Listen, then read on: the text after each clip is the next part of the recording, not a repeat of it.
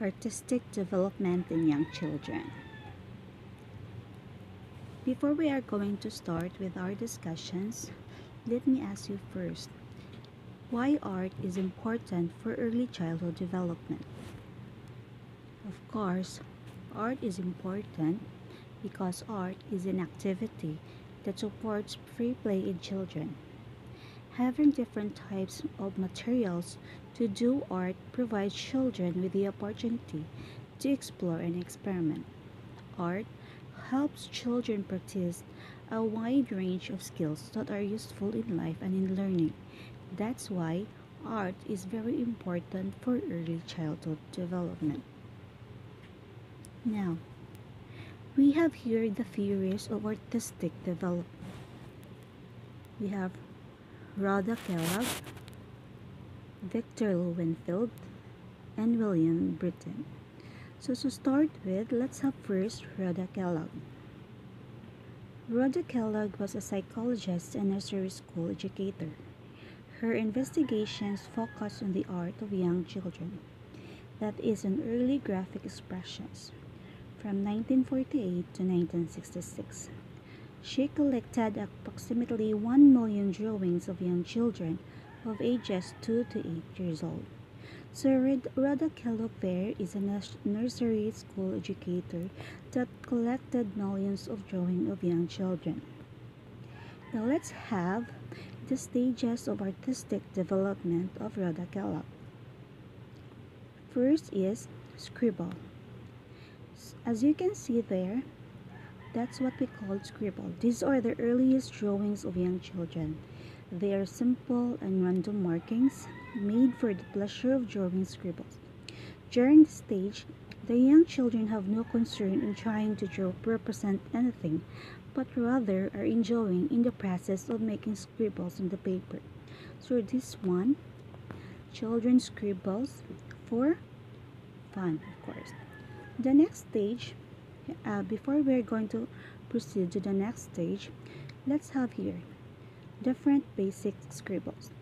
It started with a dot, single vertical line, single horizontal line, single diagonal, single curve, multiple vertical, and so on.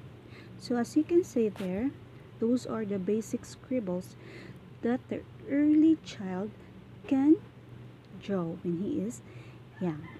The next stage for Kellogg is the basic form stage. So at this stage, children begin to draw lines and shapes. Children in this stage continue to draw for pleasure. So the same with the first one, scribbles.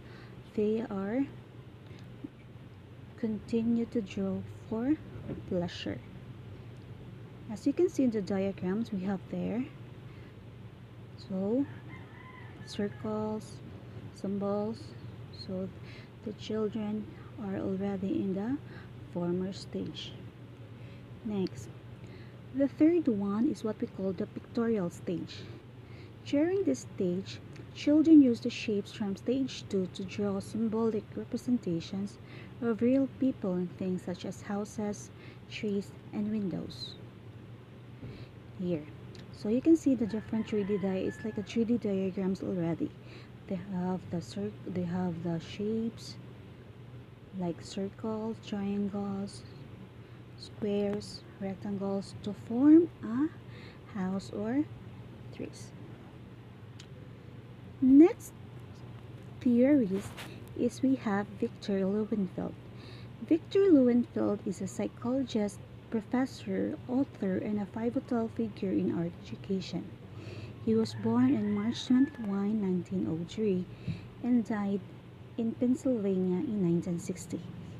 So he has an excellent observation skills. So aside from Rhoda Kellogg, Victor Lowenfeld has his own stages of artistic development. Together with him is William Britton.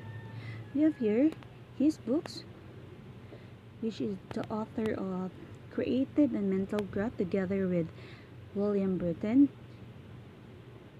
with different edition. So to start with the artistic development of Lowenfeld and Britton we have here on the slides. So to start with, let's have first the scribbling stage. So scribbling stage started between 2 years old. So you can see their random scribbles begin at age of 1.5, but quite quickly take on definite shapes. Circular movement at first because it is more natural anatomically. So next one here, the scribble stage has four substages. We have disordered, longitudinal, circular, and naming.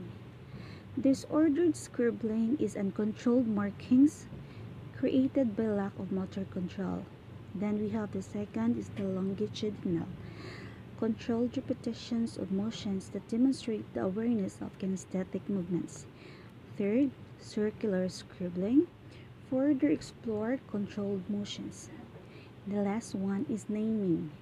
Naming is when the children develops from kinesthetic thinking into imaginative thinking, transferring from terms of motions into terms of a story or picture. So they have the difference of the four stages is that the disordered scribbling, the child has no control on its motor motor skills, while the other three there is already controlled motions. Next stage is the pre-schematic stage. Pre-schematic stage occurs around age 3 and provides a tangible record of the child thinking process. This is the first representational attempt is a person, usually with circle for head and two vertical lines for legs. So as you can see there, you have the drawing of a 3-year-old child and a 4-year-old child. So to represent their idea in drawing, the 3-year-old child draw a circle for the head and two vertical lines represents for the legs. Well, a 4-year-old child, as you can see, we have there already. So children continually search for new concepts, so symbols constantly change. Just like the 4-year-old child, it already changed. Next, the schematic stage.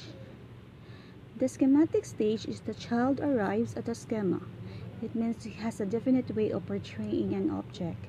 So he has already a knowledge about the object, although it will be modified when he needs to portray something important. The schema represents the child's active knowledge of the subject. So there is definite orders in shape, relationships, everything is set on the baseline.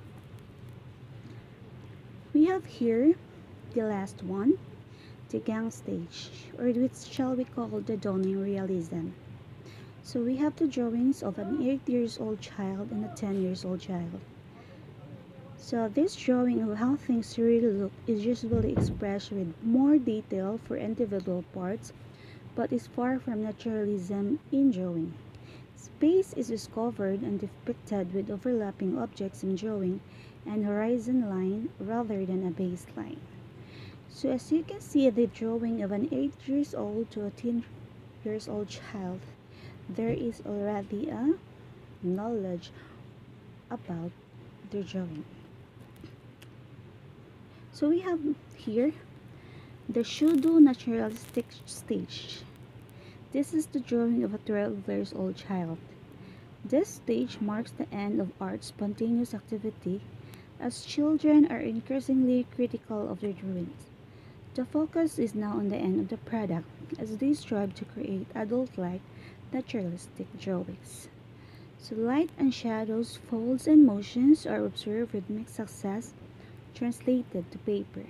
Space is depicted as three-dimensional by diminishing the size of the object but are further away. So the 12-year-old drawing, as you can see, portray an adult-like drawing. So the artistic development of the child on this stage is really improving. Now, before I end my discussion, let me leave you this message. Every child is an artist. The problem is how to remain an artist once we grow up, Pablo Picasso said. Now for your learning test, we have there questions that you need to answer. Thank you for listening.